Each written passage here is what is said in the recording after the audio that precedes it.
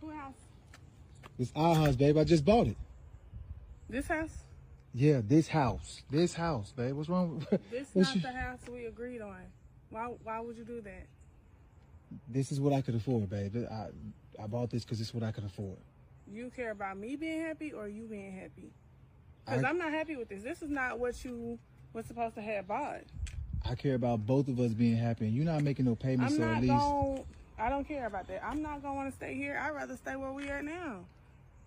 This well, is where a we at now, downgrade. where we at right now, we renting. This we own in here. You know, the property value can go up.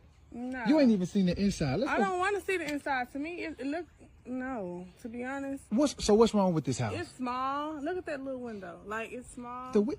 Like, I don't even want to be here. And then you talking about some that you can afford it. Like, you can afford better than this.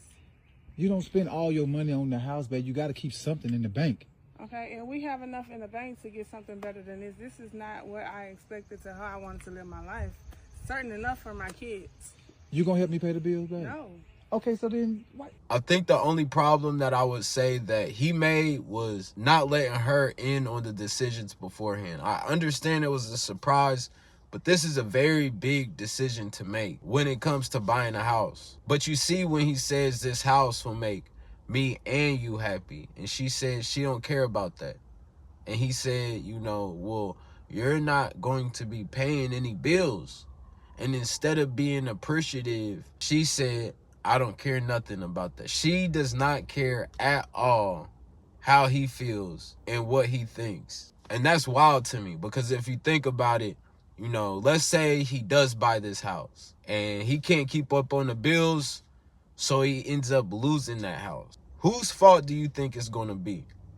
It's going to be his fault. So basically in this situation, it's a lose-lose. And then he also said, we was renting the other house. This house, we own this house. And she was still upset. She said it was too small.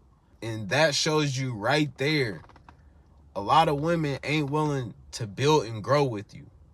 What's the term?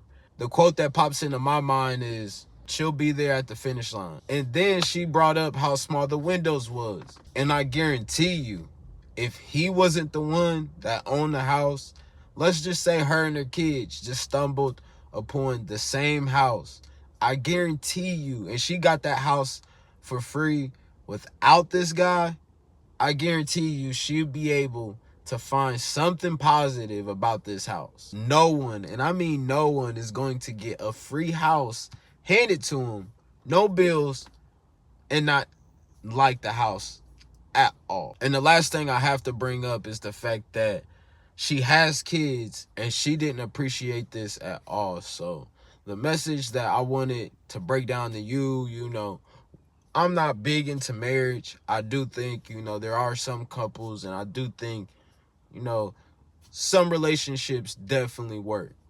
But for the most part, I feel like this is the sign to, you know, invest into you, invest into yourself, and allow whoever who appreciates and enjoys what you do and what you can contribute and what you can build and what you can provide in your resources, that's the person that you need to pick.